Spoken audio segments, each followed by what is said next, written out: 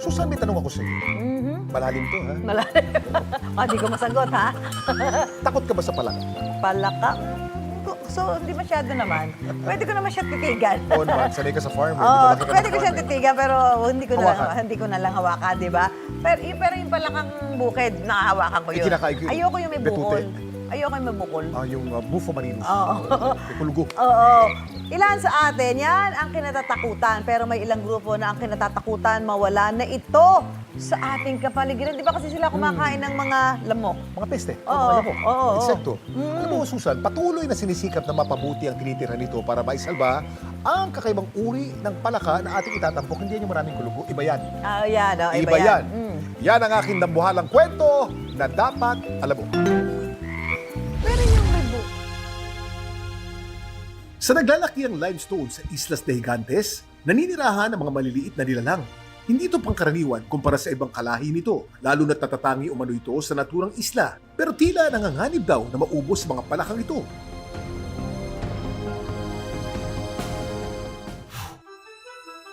Sa ilalim ng mga bato o limestone sa Islas de Gigantes, karaniwang nagtatago ang mga Gigantes limestone frog. Endemic o tanging sa Islas de Gigantes lang ito makikita. Pero dahil sa pagkasira daw ng natural na tirahan nito sa ilang bahagi ng isla, tinuturing ang Gigantes limestone frog na critically endangered.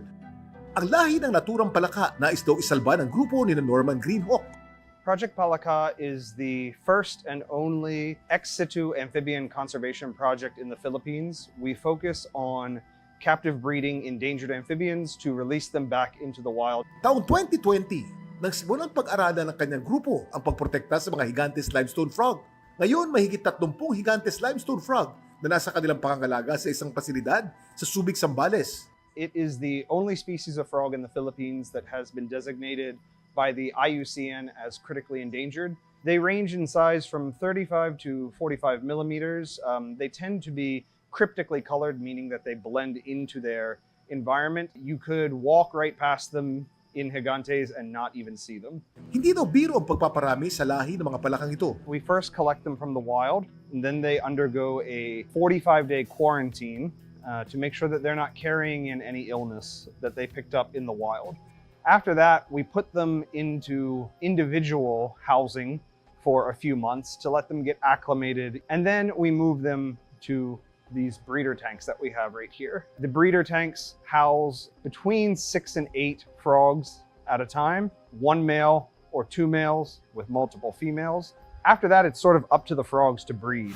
Sa wild, karaniwang nagpaparami raw ang mga Gigantes limestone frog tuwing tag-ulan. Once the female lays her eggs, we normally end up with lots of neonates. Some of them die off quickly because that's just the nature of amphibians. And we just continue raising the babies until adulthood. 3 hanggang 5 beses sa isang linggo pinapakain ng palaka. We feed them dubia roaches, crickets, mealworms, termites. Masusing nililinisan ang mga enclosure o pansamantalang tahanan ng mga Gigantes limestone frog.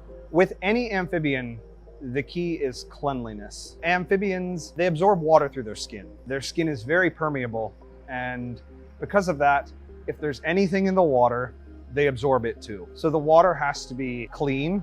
Ayon sa herpetologist o eksperto sa pag-aaral ng reptiles at amphibians na si Dr. Arvin Diezmos, makakatulong daw sa pagpaparami ng lahi ng Gigantes limestone frog ang muling pagsasaayos ng natural na tahanan nito. Ang conservation breeding ay isang paraan para ang isang species ay mapagpatuloy yung kanyang angkan. Ang malaking hamon kasi sa Platymantis insulatus, sa Gigantes limestone frog, ay yung kanyang kawalan ng habitat. No? Sa aming mga researchers, mas importante sa ngayon na maprotektahan kung ano yung natitira niyang habitat. Ito yung prioridad na dapat gawin natin.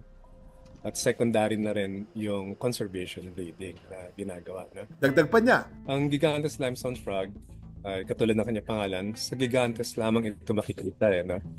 Pag nawala ito, ma-extinct itong species na ito, wala na. Hindi mo siya makikita sa ibang lugar sa Pilipinas. And imagine nyo na lang kung mawala itong or ma-extinct itong Gigantes limestone frog, di mababawasan ka na lang species na unique sa Pilipinas at especially sa Gigantes. Kaya ito yung tinututukan ng ating mga conservation biologists. Pinapaalalahanan naman ng Designated Officer ng Municipal Environment and Natural Resources o MENRO, Carles Iloilo, ang mga residente at turista na bumibisita sa Islas de Gigantes. Ngayon, syempre, yung Carlas po is number one talaga na income ngayon is tourism industry. So, isa rin po siyang factor. Nang bisita lang po tayo sa isang lugar na kung saan yung totoo talagang may-ari o yung taga doon talaga is yung mga flora and fauna. Avoid po talaga yung vandalism. Wag na wag po tayong mag-iwan ng pangalan natin or nag-iwan po talaga tayo ng malaking sira sa kalikasan natin. Layunin ng grupo ni Norman na maibalik sa Islas de Gigantes sa mga palaka sa susunod na taon. Let's be honest, they're not as charismatic as, say, the Philippine eagle. You know, beautiful bird, everyone knows the Philippine eagle. Amphibians have a utilitarian purpose. They eat pests, they eat mosquitoes, which carry dengue, they eat agricultural pests, which ruin our crops. And so that's the utilitarian reason to save, you know, any species of frog. Isa sa kontribusyon ng mga palaka sa kalikasan ay ang pagbalanse nito sa ating kapaligiran. Kaya mahalaga ng palaka ay mapangalagaan. At yan ang kwentong dapat alam mo. Ayan, Alam kuya mo, kayo. Susan, nakakatuwa kasi may mga banyaga pa ng mga herpetologists, ng mga eksperto sa mga amphibian at mga reptile, ang pumunta pa rito para pangalagaan yung sariling atin. Tapos dapat tayo, no? Tayo mismo alam natin kung paano aalagaan yung mga yan. Kaya sa farm, pag nakikita ko mayroong itlog ng palaka, hindi ko siya ginagalaw. Tama. Pinababayaan Oo. ko Tama. lang siya doon. Hayaan mo siya dumami, di ba? Dahil maganda naman ang wala namang masamang idudulot sa ng palaka, di ba? Well, depende sa palaka, Susan. Oo. Yung Bufo marinus o yung Yung sabi palakang mo, araneta, yung palakang yung may maraming bukol-bukol. bukol-bukol, yan ay pag nadilaan ng aso mo yan, patay. Yung pala. Kaya siguro pag kami nakita Bufo. kapatay na aso, akala mo kung anong nakain. Akala mo dilaso na magnanakaw, Oo. nilagyan daw ng betsin. Oo. Hindi totoo yun. Hindi pala totoo Nakadila yun ng kwan, ng palakang...